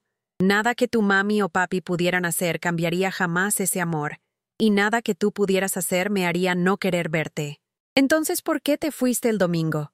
¿Por qué todos se veían tan tristes después de que te fuiste? ¿Cómo le explicas las dinámicas familiares de adultos a una niña de 8 años? ¿Cómo le dices a una niña que sus padres te han estado tratando mal sin dañar su relación con ellos? A veces los adultos necesitan tener conversaciones difíciles sobre cómo tratarse con respeto, dije finalmente. Tu mami y papi y yo necesitamos resolver algunos problemas sobre cómo nos comunicamos unos con otros. ¿Pero seguirás siendo mi abuela? Siempre seré tu abuela, le prometí. Siempre y para siempre, sin importar qué. ¿Puedes venir a mi recital de piano el viernes que viene? He estado practicando la canción que me enseñaste, la del Ruiseñor. Mi garganta se apretó con emoción. Hacía 6 meses, durante una de mis raras visitas, le había enseñado a Emma una vieja canción de cuna que mi madre me había cantado. Había estado luchando con una pieza difícil que le había asignado su maestra de piano, y sugerí que trabajáramos en algo más simple y divertido. Escucha al ruiseñor, escucha al ruiseñor. El ruiseñor aún cantando sobre su tumba. Había cantado con mi voz temblorosa, pero ainda melodiosa, y Emma había captado la melodía inmediatamente. Me encantaría ir a tu recital, dije, pero necesito hablar con tu mami y papi primero, para asegurarme de que esté bien con ellos. Tiene que estar bien, dijo Emma con la certeza feroz de la infancia. Eres mi abuela y es mi recital y te quiero ahí. Después de que Emma colgó, después de que Patricia presumiblemente le quitó el teléfono, me senté en mi sala mirando mi pintura a medio terminar y pensando en la situación imposible en la que me encontraba. Había trazado una línea en la arena con Miguel y Patricia, demandando ser tratada con respeto, pero al hacerlo, potencialmente me había cortado de Emma y Jaime, que eran inocentes del comportamiento de sus padres y genuinamente me amaban. ¿Valía la pena mi dignidad perder a mis nietos? La pregunta me persiguió el resto del día. El martes trajo otra llamada telefónica, esta vez de Miguel mismo. «Mamá, necesitamos hablar», dijo sin preámbulo cuando contesté. «Sí, necesitamos». Estuve de acuerdo. ¿Puedes venir a cenar esta noche? Solo familia, nadie más. ¿Seré bienvenida ahí?, pregunté puntualmente. ¿O seré advertida de no avergonzar a nadie? Hubo una pausa larga. «Mamá, creo que todos dijimos cosas el domingo de las que nos arrepentimos. Tal vez podemos empezar de nuevo. Empezar de nuevo. Como si años de falta de respeto pudieran borrarse con una sola conversación. ¿Qué hay del recital de Emma el viernes?, pregunté. Me llamó ayer y me pidió que asistiera. Otra pausa. Patricia y yo hablamos de eso. Pensamos que sería mejor si vinieras. Emma ha estado preguntando por ti constantemente. Así que me necesitaban para manejar el estado emocional de su hija. Una vez más, estaba siendo llamada para servir una función en su dinámica familiar, pero esta vez, la función no era financiera, era sobre amor, amor genuino entre una abuela y su nieta. Tal vez eso valía la pena tragarse algo de orgullo. Iré a cenar esta noche, dije. Pero Miguel, algunas cosas van a ser diferentes en el futuro. Espero que entiendas eso. Lo sé, mamá. Hablaremos de ello esta noche. Pasé la tarde preparándome para lo que sabía sería una conversación difícil. Me vestí cuidadosamente, no con mi mejor ropa, porque no estaba tratando de impresionar a nadie, sino con ropa que me hacía sentir confiada y cómoda. Traje un pequeño regalo para cada uno de los niños, crayones nuevos para Jaime y un collar simple para Emma, porque mi relación con ellos era separada de cualquier problema que tuviera con sus padres. Esta vez, cuando toqué la puerta del frente, Miguel la contestó él mismo. Se veía cansado, mayor de lo que había hace solo una semana. «Hola, mamá», dijo, y por primera vez en meses, su saludo sonaba genuinamente cálido. «Hola, Miguel», repliqué. La casa se sentía diferente también, menos como un lugar de exhibición y más como un hogar donde gente real vivía con problemas reales que estaban tratando de resolver. Patricia estaba en la cocina, cocinando lo que olía como la receta de asado de mi abuela, la que le había enseñado durante los primeros años de su matrimonio, cuando todavía pretendía estar interesada en tradiciones familiares. «Esperanza», dijo cuando aparecí en la entrada. «Gracias por venir. Gracias por invitarme», repliqué formalmente. La reacción de los niños fue completamente diferente de la cortesía cuidadosa de sus padres. Emma corrió directamente a mis brazos con el tipo de gozo puro que me recordó por qué los nietos son tal bendición. Jaime estaba justo detrás, parloteando sobre un diente que había perdido y el peso que había dejado el ratoncito debajo de su almohada. Durante la cena, la conversación fue cuidadosa, pero no hostil. Hablamos sobre las actividades escolares de los niños, sobre el clima, sobre temas neutrales que no tocaron los temas difíciles entre nosotros. Pero después de que los niños fueron enviados arriba a hacer tarea y los tres de nosotros nos quedamos solos en la mesa del comedor, comenzó la conversación real. «Mamá», dijo Miguel, «te debo una disculpa». «Sí, la debes». Estuve de acuerdo, no haciéndoselo fácil. «Ese mensaje de texto que viste, nunca quise que lo vieras. Pero más importante, nunca debería haberlo escrito. ¿Qué hay de la reunión con la abogada? ¿Las preguntas sobre mi competencia mental?» La cara de Miguel se puso roja. Estaba asustado. «¿Está bien? Te estás haciendo mayor. Estás viviendo sola». Y estaba preocupado sobre qué pasaría si algo te pasara. La abogada sugirió que tener poder notarial podría ser una precaución buena, y pensé que tal vez, si podía demostrar que necesitabas ayuda manejando tus finanzas, «¿Pensaste que podrías manipular el sistema legal para ganar control de mi dinero?», dije sin rodeos. «No era sobre el dinero», protestó, pero su voz carecía de convicción. «Miguel», dije gentilmente, «ambos sabemos que era parcialmente sobre el dinero. Has estado contando con mis recursos como respaldo para tu estilo de vida por tanto tiempo que no pudiste imaginar un escenario donde no estuvieran disponibles para ti».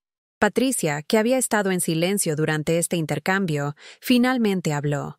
«Esperanza, creo que todos hemos cometido errores en cómo hemos manejado las finanzas familiares, pero nunca quisimos hacerte sentir aprovechada». «¿Qué querían que sintiera, Patricia?», pregunté, volteándome para enfrentarla directamente. «Cuando me dijiste que no los avergonzara frente a sus amigos, ¿qué se suponía que sintiera?». Se veía incómoda, moviéndose en su silla y evitando mis ojos. «Estaba nerviosa sobre la cena», dijo finalmente. «David Whitney es muy importante para la carrera de Miguel y quería que todo fuera perfecto». «¿Y pensaste que mi presencia lo haría imperfecto?». Pensé que podrías mencionar cosas que serían incómodas de explicar. Cosas como el hecho de que tu esposo creció pobre, que su madre trabajó como mujer de limpieza, que su éxito fue construido sobre los sacrificios de gente trabajadora. «No es tan simple», dijo Patricia defensivamente. «Sí lo es», repliqué. «Estabas avergonzada de donde Miguel vino, y por extensión, estabas avergonzada de mí. En lugar de apropiarte de tu historia familiar con orgullo, querías esconderla como un secreto sucio». Miguel había estado escuchando este intercambio con agitación creciente. «Mamá, eso no es justo para Patricia. Ella nunca ha dicho nada negativo sobre nuestros antecedentes». «No tuvo que decir nada, Miguel. Sus acciones hablaron suficientemente fuerte». Saqué la carpeta de registros financieros que había traído conmigo. «Hablemos de dinero», dije, extendiendo los papeles en la mesa. «Durante los pasados 10 años, les he dado casi 900,000 pesos de mis ahorros de retiro. Ese dinero estaba destinado a asegurar mi seguridad en la vejez, pero lo compartí libremente porque quería ayudarlos a construir una buena vida para su familia». Tanto Miguel como Patricia miraron los documentos como si los vieran por primera vez. «Nunca les pedí que me pagaran», continué. «Nunca cobré interés o demandé un horario de pagos.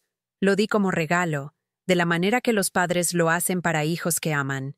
Mamá, estamos agradecidos por todo lo que has hecho, empezó Miguel, pero levanté mi mano. Déjame terminar, dije. A cambio de ese apoyo financiero, esperaba respeto básico y consideración. Esperaba ser incluida en actividades familiares, no como una obligación, sino como participante bienvenida. Esperaba que mis opiniones fueran valoradas y mis sentimientos considerados. Miré directamente a Patricia. Lo que no esperaba era ser tratada como una vergüenza potencial que necesitaba ser manejada y controlada. El silencio que siguió estaba pesado con culpa y reconocimiento. No podemos deshacer los sentimientos heridos, dije finalmente, pero podemos decidir cómo seguir adelante. Aquí están mis términos para continuar teniendo una relación con esta familia. Había pensado cuidadosamente sobre esta conversación y sabía exactamente lo que necesitaba decir. Primero, no habrá más peticiones financieras. Mis ahorros restantes son para mi propia seguridad, y no estaré prestando, dando o invirtiendo más dinero en sus decisiones de estilo de vida. Miguel asintió lentamente, aunque pude ver la decepción en sus ojos.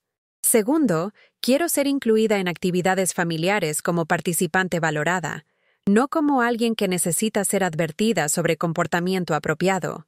Si están avergonzados de mi presencia, entonces no se las infligiré. Mamá, no estamos avergonzados de ti, dijo Miguel. Entonces pruébenlo, repliqué. Trátenme como alguien cuya compañía disfrutan, no como alguien cuyo comportamiento necesitan monitorear. Patricia estaba mirando sus manos, pero podía ver que estaba escuchando intensamente. Tercero, mi relación con Emma y Jaime es separada de cualquier problema que tengamos como adultos. Siempre seré su abuela, y espero poder mantener esa relación sin importar cualquier desacuerdo entre nosotros. Por supuesto, dijo Miguel inmediatamente. Te aman, mamá. Nunca interferiríamos con eso. Y finalmente, dije, quiero comunicación honesta de ahora en adelante. No más discusiones sobre mi competencia mental a mis espaldas. No más manipulación a través de abogados o asesores financieros. Si tienen preocupaciones sobre mi bienestar, tráiganmelas directamente. Junté mis papeles y los puse de vuelta en su carpeta. Esas son mis condiciones para seguir adelante, dije. Si pueden aceptarlas, entonces podemos reconstruir nuestra relación sobre una base de respeto mutuo. Si no pueden aceptarlas, entonces necesitaremos limitar nuestro contacto a ocasiones que involucren directamente a los niños. Miguel y Patricia se intercambiaron miradas por la mesa. Pude verlos teniendo una conversación completa con sus ojos, sopesando el costo de mis demandas contra el valor de mantener una relación conmigo. Finalmente, Miguel habló. Mamá, acepto tus condiciones. Todas. Tienes razón. No te hemos tratado con el respeto que mereces. Y quiero hacerlo mejor. ¿Patricia? Pregunté. Levantó la vista de sus manos y me sorprendió ver lágrimas en sus ojos. Yo también te debo una disculpa, dijo en voz baja. He estado avergonzada, no de ti personalmente, sino de... no sé cómo explicarlo. Crecí en un mundo donde ciertas cosas eran importantes. Las apariencias, el estatus social, el tipo correcto de conexiones. Pensé que esas cosas también eran importantes para el éxito de Miguel. Se limpió los ojos con su servilleta.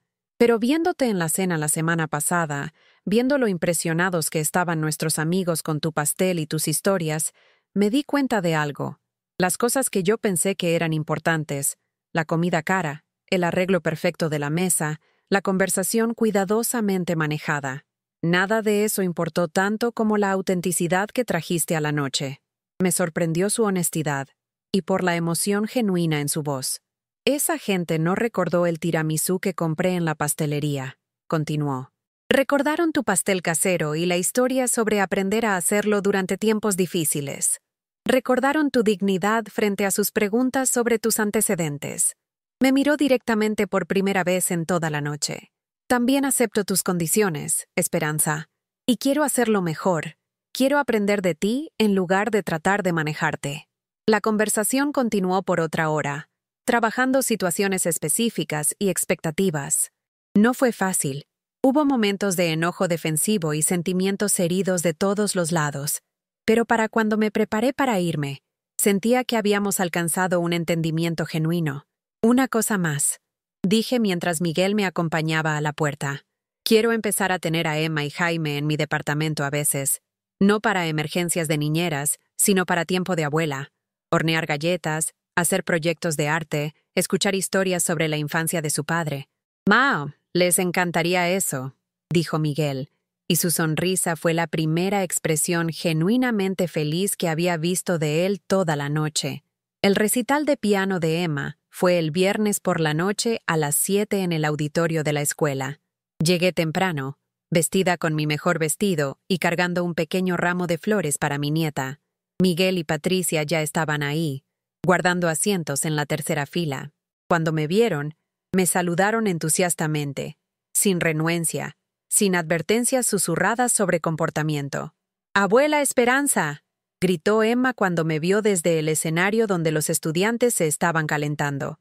Su cara se iluminó con gozo puro, y tocó su pieza, la pequeña canción del ruiseñor que le había enseñado, con más confianza y musicalidad de la que jamás había escuchado de ella.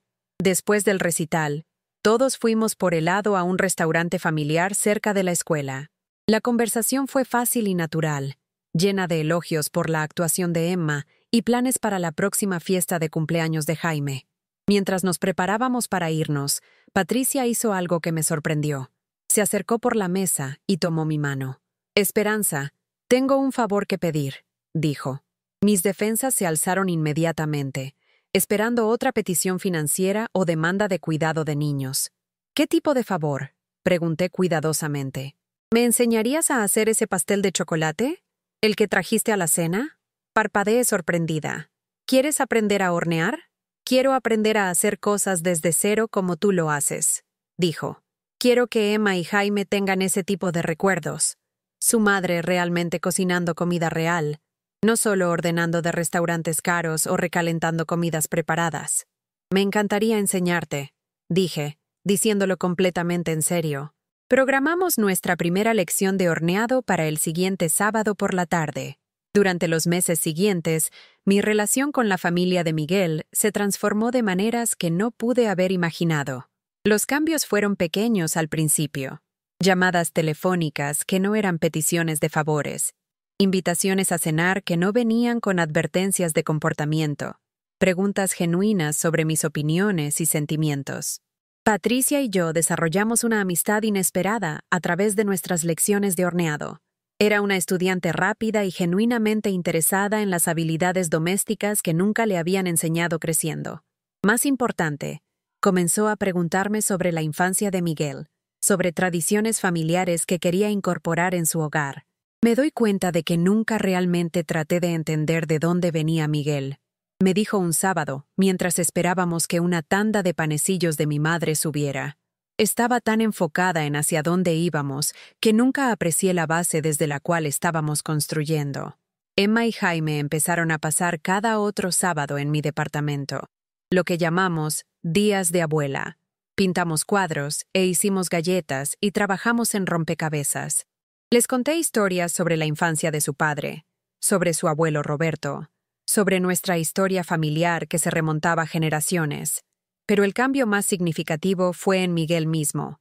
Mi hijo comenzó a llamarme regularmente, solo para saludar. Empezó a pedirme consejos sobre decisiones de paternidad y carrera. Incluso comenzó a hablar sobre Roberto, compartiendo recuerdos de su padre que nunca había mencionado antes. «Creo que estaba enojado con papá por morir», me dijo una noche cuando había pasado por casa para ayudarme con una llave que goteaba. «Y estaba enojado contigo por envejecer, por necesitar cosas de mí cuando sentía que ya tenía demasiado que manejar». «Está bien sentirse abrumado», le dije. «Ser adulto con responsabilidades es difícil, pero eso no significa que puedas transferir tu estrés a la gente que te ama». «Lo sé ahora», dijo. «Lamento que me haya tomado tanto tiempo entenderlo». El límite financiero que había establecido se mantuvo firme, y me sorprendió el alivio que me trajo. Sin la preocupación constante sobre si podría permitirme la próxima emergencia familiar, me encontré durmiendo mejor, sintiéndome menos ansiosa sobre mi propio futuro. Usé parte de mis ahorros restantes para hacer pequeñas mejoras a mi departamento.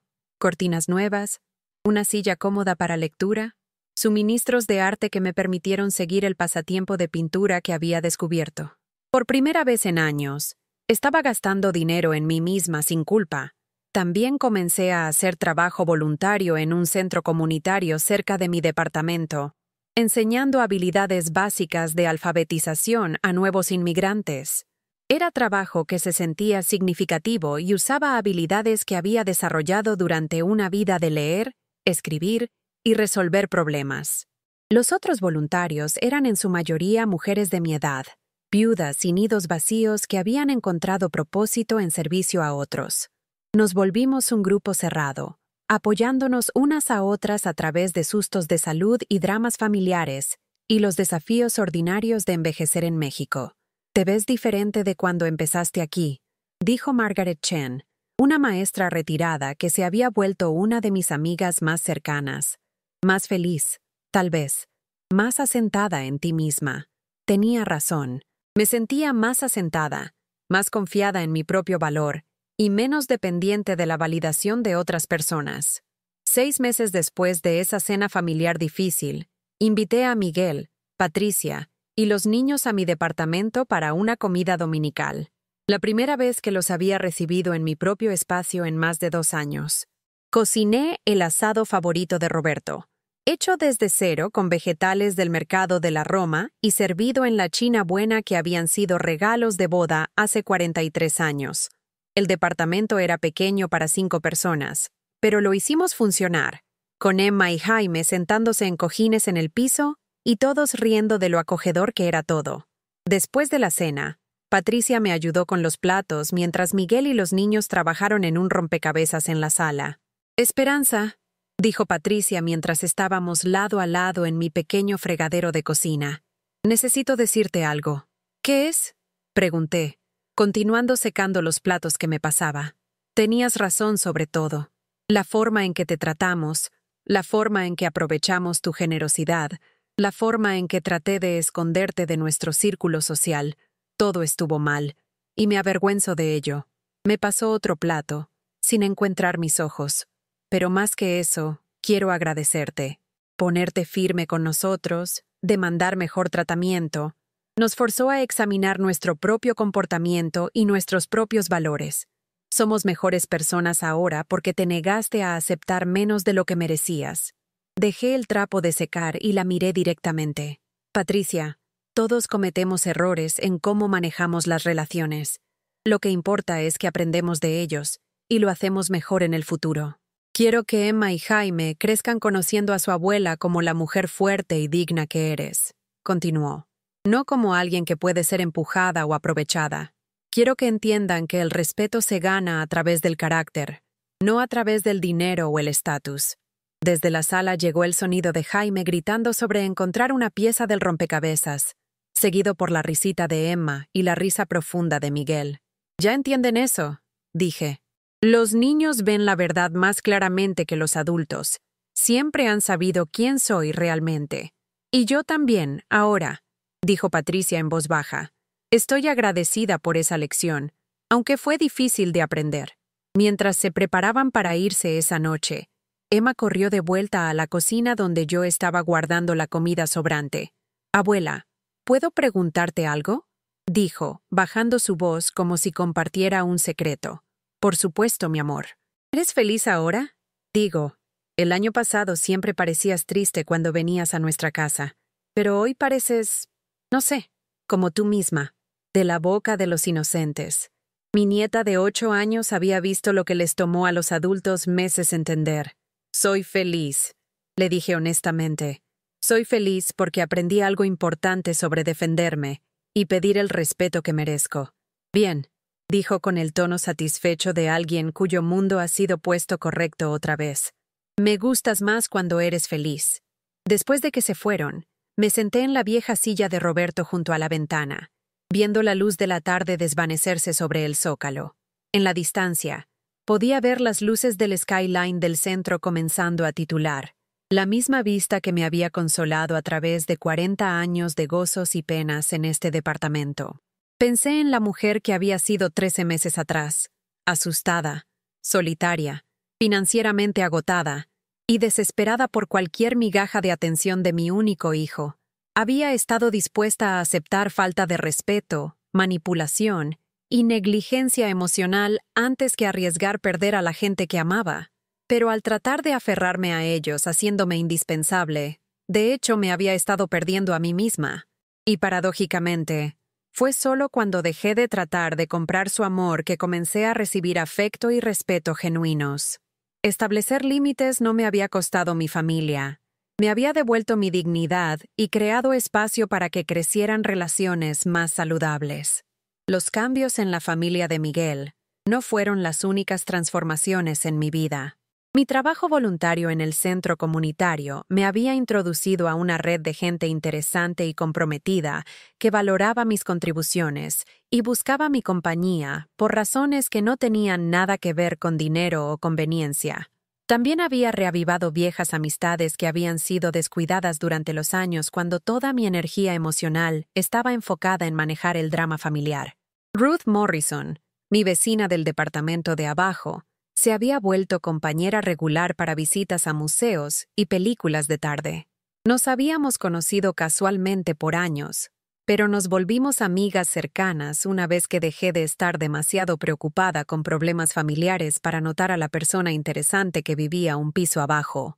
¿Sabes?, me dijo Ruth un jueves mientras caminábamos por los jardines de Chapultepec. Siempre pensé que eras amable, pero como intimidada por la vida. Sí tiene sentido.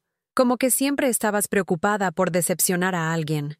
Probablemente lo estaba, admití, deteniéndome para admirar una exhibición de rosas tardías. Pero esta versión tuya es mucho más confiada. Tienes opiniones sobre las cosas, y no tienes miedo de compartirlas. Haces planes para ti misma en lugar de esperar que otra gente te incluya. Es como ver a alguien despertar. Ruth tenía razón. Había estado dormida por años, caminando sonámbula por una vida definida por las necesidades y expectativas de otras personas. El proceso de demandar mejor tratamiento de mi familia había despertado algo en mí, un sentido de mi propio valor que no dependía de validación externa. Comencé a tomar clases en el Community College, historia del arte, escritura creativa, habilidades básicas de computadora que me ayudaron a navegar el mundo moderno más independientemente.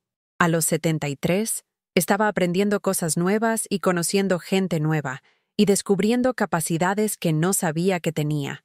El pasatiempo de pintura que había empezado como una manera de pasar tiempo durante mi recuperación del drama familiar había evolucionado en algo más serio. Me uní a un grupo de artistas aficionados que se reunían semanalmente en un sótano de iglesia cerca de mi departamento, compartiendo técnicas y criticando el trabajo del otro con honestidad gentil. Mis pinturas no eran de calidad de museo, pero eran mías, expresiones de una perspectiva formada por 7 décadas de gozo, pérdida, lucha y crecimiento. Pinté paisajes de memoria, retratos de Emma y Jaime, naturalezas muertas con objetos de mis años con Roberto. Una pintura en particular capturó algo importante sobre mi viaje. Mostraba una figura parada en un puente al atardecer, mirando hacia atrás hacia un skyline de ciudad, pero con su cara volteada hacia la luz adelante. El puente representaba el punto de elección al que había llegado en mi relación con mi familia, la decisión de dejar de aceptar mal tratamiento y empezar a demandar mejor.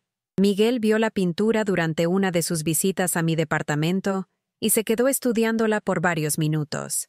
¿Se supone que eres tú?, preguntó. En cierta manera, dije. Trata sobre avanzar sin perder de vista de dónde viniste. Me gusta, dijo en voz baja. Me recuerda a algo que papá habría pintado cuando tenía tiempo para el arte.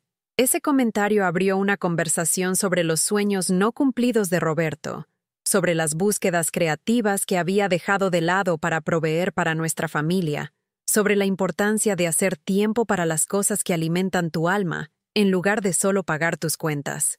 No quiero llegar al final de mi vida y darme cuenta de que solo trabajé y me preocupé, dijo Miguel. Quiero que Emma y Jaime me vean persiguiendo cosas por las que soy apasionado, no solo cosas que estoy obligado a hacer. Me impactó que mi decisión de defenderme había dado a Miguel permiso para examinar sus propias elecciones y prioridades. Al negarme a habilitar su dependencia financiera en mí, Lo había forzado a tomar responsabilidad completa por las elecciones de estilo de vida de su familia. Y al demandar tratamiento respetuoso, le había mostrado cómo se veían los límites saludables en práctica. Los efectos de ondas de esa conversación difícil en la cena todavía se estaban extendiendo hacia afuera, creando cambios positivos que ninguno de nosotros podría haber predicho. Un año después del recital de piano de Emma, el primer evento familiar al que había asistido como invitada bienvenida en lugar de una obligación manejada, Patricia me llamó con una petición inesperada. «Esperanza, tengo algo importante que preguntarte», dijo, su voz nerviosa pero determinada. «¿Qué es, querida?» Me había vuelto cómoda con las peticiones de Patricia, porque ya no eran demandas por dinero o trabajo sin pagar. En estos días me pedía recetas, consejos de paternidad o ayuda con proyectos pequeños del hogar, peticiones que me hacían sentir valorada en lugar de usada. Miguel y yo hemos estado hablando y queremos hacer algunos cambios en cómo manejamos nuestras finanzas. Hemos estado viviendo más allá de nuestros medios por demasiado tiempo, dependiendo de crédito y préstamos para mantener un estilo de vida que realmente no podemos permitir. Escuché cuidadosamente, curiosa sobre hacia dónde iba esta conversación. Queremos reducir el tamaño, continuó. Vender esta casa grande y mudarnos a algo más razonable. Poner a Emma y Jaime en escuelas públicas en lugar de privadas. Aprender a vivir dentro de nuestros ingresos reales en lugar de los ingresos a los que aspiramos. Eso suena como una decisión sabia, dije, diciéndolo en serio. La cosa es, vamos a necesitar ayuda descubriendo cómo vivir más modestamente. Tú y Roberto criaron a Miguel con una fracción de lo que gastamos cada año, y él tuvo una buena infancia, una educación sólida, todo lo que necesitaba para tener éxito. Hizo una pausa, y pude escucharla tomar una respiración profunda. ¿Estarías dispuesta a enseñarnos cómo hacer eso? ¿Cómo vivir bien sin gastar una fortuna? ¿Cómo hacer que un ingreso modesto cubra todas las necesidades y todavía tener dinero sobrante para ahorros y gustos ocasionales? Estuve callada por un momento, procesando la magnitud de lo que me estaba pidiendo. Esta era mi nuera, que una vez había estado avergonzada por mis antecedentes trabajadores, pidiéndome compartir la sabiduría financiera que había aprendido a través de décadas de presupuesto cuidadoso y solución creativa de problemas. Sería un honor ayudar, dije finalmente, pero quiero asegurarme de que estemos claras sobre algo. Este no es un arreglo temporal hasta que se recuperen financieramente. Esto trata sobre cambiar su relación con el dinero y el consumo permanentemente. Entiendo, dijo Patricia. Y estoy lista para ese cambio. Los dos lo estamos. Durante los meses siguientes, ayudé a Miguel y Patricia a navegar el proceso de simplificar su estilo de vida. Vendieron su casa de Polanco y compraron una casa más pequeña en un vecindario de clase media más cerca de mi departamento. Emma y Jaime se ajustaron a la escuela pública con quejas mínimas, encontrando que disfrutaban la diversidad y energía de sus nuevos salones. Patricia aprendió a cocinar desde cero, a comprar con presupuesto, a encontrar entretenimiento que no requería gastos significativos. Miguel descubrió que podía ser exitoso en el trabajo sin necesitar ropa cara y carros lujosos para proyectar la imagen correcta. Los niños, que siempre habían sido dulces, parecían florecer en su ambiente más modesto. Sin la presión de mantener apariencias, la familia se relajó en una versión más auténtica de sí mismos. ¿Sabes qué es gracioso?, me dijo Patricia un sábado mientras trabajábamos juntas en su nueva cocina más pequeña, preparando una comida que costaba una fracción de lo que su presupuesto de entretenimiento anterior solía ser. Pensé que extrañaría la casa grande y el estilo de vida caro, pero no lo hago. Esto se siente más real, más sostenible. Roberto y yo siempre decíamos que las mejores cosas de la vida no tienen precio, repliqué, viendo a Emma y Jaime jugar en el patio con una caja de cartón que había capturado su imaginación más completamente que sus juguetes electrónicos caros jamás lo habían hecho. Solía pensar que eso era algo que decía la gente pobre para sentirse mejor, admitió Patricia. Pero ahora veo lo que querías decir. Las cosas que recuerdo con más cariño de mi infancia no eran las vacaciones caras o la ropa de diseñador. Eran momentos simples con familia, proyectos creativos, conversaciones que duraban hasta altas horas de la noche. Mi relación con el dinero también había evolucionado durante este periodo.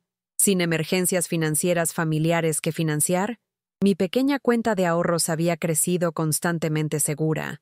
Estaba cómoda por primera vez en años, capaz de permitirme pequeños lujos para mí misma y regalos generosos para mis nietos sin ansiedad sobre mi seguridad futura. Más importante, había aprendido a valorar mi propia independencia financiera como una forma de libertad. El dinero en mi cuenta representaba elecciones. La elección de ayudar a miembros de familia cuando quería, en lugar de cuando me sentía obligada. La elección de gastar en cosas que me traían gozo. La elección de sentirme segura en mi propia habilidad de cuidarme. En una noche cálida de primavera, casi 2 años después de esa cena familiar difícil, recibí una pequeña celebración en mi departamento. Emma había ganado segundo lugar en un concurso de arte de toda la ciudad, con una pintura que la había ayudado a crear durante uno de nuestros días de abuela. Jaime había completado exitosamente primer grado con calificaciones excelentes y reportes brillantes de su maestra sobre su amabilidad hacia otros niños. Los adultos, Miguel, Patricia, Ruth de abajo, María Rodríguez y Margaret de mi grupo de voluntarios, nos sentamos alrededor de mi mesa pequeña del comedor compartiendo pizza y vino barato.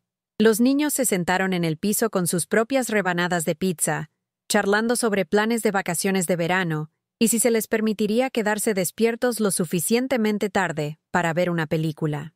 Mirando alrededor de este grupo de personas que se habían vuelto mi familia elegida, algunas relacionadas por sangre, otras por afecto y experiencia compartida, sentí una satisfacción profunda que no tenía nada que ver con logros externos o adquisiciones. Esto era cómo se veía la felicidad.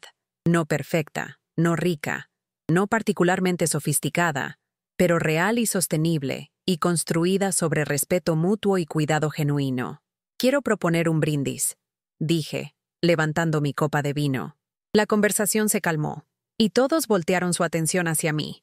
Hace 2 años estaba luchando con una pregunta que creo que muchas personas se enfrentan mientras se hacen mayores. ¿Cómo mantienes tu dignidad y autoestima cuando las personas más cercanas a ti parecen verte principalmente como una fuente de conveniencia en lugar de una persona merecedora de respeto?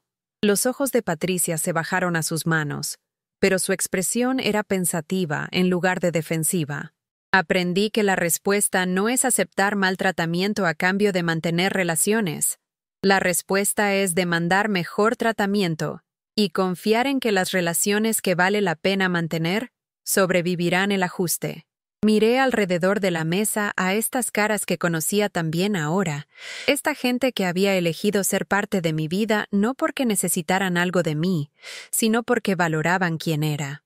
Así que aquí va por el valor que se necesita para establecer límites, por la sabiduría que viene de la experiencia, y por el amor que crece más fuerte cuando está construido sobre una base de respeto mutuo. ¡Salud!, vino el coro de voces, copas tintineando juntas en mi pequeño comedor. Más tarde esa noche, después de que todos se habían ido a casa y yo estaba limpiando los restos de nuestra celebración, Emma me llamó desde su nueva recámara en la casa modesta de su familia. «Abuela, gracias», dijo cuando contesté el teléfono. «¿Gracias por qué, mi amor?» «Por enseñarles a mami y papi cómo ser más felices. A Jaime y a mí nos gusta más cuando todos no están preocupados por dinero todo el tiempo. Y me gusta pasar más tiempo contigo. A mí también me gusta pasar tiempo contigo», dije. «Dulces sueños, Emma». Después de que colgué, me senté en la vieja silla de Roberto junto a la ventana, viendo las luces reflejarse en los charcos del Zócalo. En algún lugar a la distancia, el silbato de un tren hizo eco sobre el agua, ese sonido familiar de la Ciudad de México que había sido la banda sonora de mi vida adulta. Pensé en hacer cosas desde cero, no solo pasteles y pan y comidas caseras, sino relaciones, prioridades, maneras enteras de ser en el mundo. Por demasiados años, había aceptado la versión preempacada de relaciones familiares que Miguel y Patricia me ofrecían, conveniente para ellos, insatisfactoria para mí, pero fácil de mantener mientras nadie hiciera demasiadas preguntas sobre si realmente estaba nutriendo a alguien involucrado. Pero como aprender a hornear desde cero, Construir relaciones auténticas requería empezar con ingredientes básicos: respeto, honestidad, reciprocidad, cuidado genuino. Requería tiempo y atención y disposición de dejar que las cosas fallaran si la receta no estaba funcionando. Las relaciones que tenía ahora no eran perfectas, pero estaban hechas desde cero. Estaban construidas conscientemente, con intención y cuidado, usando habilidades que había desarrollado durante una vida de aprender qué funcionaba y qué no. A los 74, todavía estaba aprendiendo, todavía creciendo, todavía descubriendo cosas nuevas sobre mí misma y de lo que era capaz de crear. Mi teléfono zumbó con un mensaje de texto de Miguel. «Gracias por esta noche, mamá. Te amo». Sonreí y le mandé mensaje de vuelta. «Yo también te amo, hijo. Te veo el domingo para la fiesta de cumpleaños de Jaime. Habría pastel casero en esa fiesta, chocolate con betún de whisky, hecho desde cero con amor, y servido sin disculpas a cualquiera que quisiera probar a qué sabía la dulzura auténtica». Y si alguien necesitaba un recordatorio sobre de dónde venía esta familia o qué valorábamos más, lo encontrarían en la manera cuidadosa en que medimos los ingredientes, la manera paciente en que esperamos que las cosas subieran, y el gozo que tomamos en compartir algo real y hecho en casa y absolutamente perfecto en su imperfección. Esa es la cosa sobre hacer cosas desde cero, ya sea pastel o relaciones o una vida entera vivida en tus propios términos. Toma más tiempo que la versión empaquetada. Requiere habilidades que mucha gente nunca se molesta en desarrollar. Es más desordenado e impredecible y a veces falla completamente. Pero cuando funciona, cuando logras ese balance perfecto de sabores, cuando cada elemento contribuye a algo mayor que la suma de sus partes, no hay nada en el mundo que pueda igualar la satisfacción de saber que creaste algo hermoso con tus propias manos, usando recetas pasadas a través de generaciones y sabiduría ganada a través de experiencia. Todavía soy esa mujer que vive en la Roma Norte, todavía tomando el metro al centro cuando quiero visitar museos, todavía subiendo 3 pisos de escaleras a mi departamento donde la silla de Roberto se sienta junto a la ventana con vista al Zócalo. Pero también soy alguien que aprendió, a los 72 años, que nunca es demasiado tarde para demandar mejor. Nunca es demasiado tarde para valorarte lo suficiente como para alejarte de relaciones que te disminuyen. Nunca es demasiado tarde para descubrir que la dignidad no es negociable y el respeto no es opcional. La vida puede quebrarte si se lo permites. La familia puede drenarte si lo permites. La edad puede hacerte invisible si lo aceptas. Pero si encuentras el valor de decir «no más» y lo dices en serio, si insistes en ser valorada en lugar de solo útil, si recuerdas que amor sin respeto es solo manipulación con mejor mercadotecnia, entonces puedes rehacerte a cualquier edad. Puedes aprender a pintar a los 73. Puedes hacer nuevos amigos a los 74. Puedes enseñar a tus propios hijos adultos cómo vivir dentro de sus medios y aún ser felices. Puedes construir relaciones basadas en cuidado mutuo en lugar de necesidad financiera. Puedes hacer un pastel de chocolate que impresione a invitados sofisticados de cena. Y puedes servirlo con orgullo, sabiendo que cada ingrediente fue elegido con cuidado y cada paso completado con el tipo de paciencia que viene de entender que las mejores cosas de la vida valen la pena el esfuerzo extra. Más importante, puedes mirarte en el espejo y ver a alguien merecedora de respeto, no perfecta, no rica, no joven, pero valiosa en maneras que van más profundo que cualquier cuenta de banco o estatus social. Eso es lo que quiero que recuerden si están enfrentando algo similar en su propia vida. Si se reconocen en mi historia, si han estado aceptando migajas cuando merecen un lugar en la mesa, si han estado comprando amor con dinero o servicio o paciencia infinita con maltratamiento. Merecen mejor. Siempre han merecido mejor. Y nunca es demasiado tarde para empezar a insistir en ello. ¿Han vivido algo como esto? ¿Han conocido a alguien que luchó con familiares que aprovecharon su generosidad y bondad? Por favor, compartan su historia en los comentarios abajo. A veces, solo saber que no estamos solos en estas experiencias puede darnos el valor para hacer cambios necesarios. Y si esta historia tocó su corazón, si les recordó su propio valor, ¿O les dio esperanza de que relaciones difíciles pueden mejorar cuando tenemos el valor de demandar mejor tratamiento? Por favor, denle like a este video y suscríbanse a mi canal. Su apoyo me ayuda a continuar compartiendo estas verdades importantes, porque en algún lugar por ahí, alguien más está sentado en su mesa de cocina, preguntándose si merecen más que migajas de afecto, y necesitan escuchar que la respuesta es sí. Merecen más. Siempre han merecido más, y tienen el poder para crearlo, un límite a la vez, una conversación difícil a la vez, un pastel casero a la vez. Gracias por escuchar mi historia. Gracias por permitirme compartir lo que aprendí sobre dignidad, familia, y el valor que se necesita para valorarse lo suficiente como para demandar mejor. Ahora vayan a hacer algo hermoso desde cero, ya sea un pastel, una relación, o una manera completamente nueva de moverse por el mundo con la cabeza en alto. Valen la pena el esfuerzo extra. Siempre lo han valido.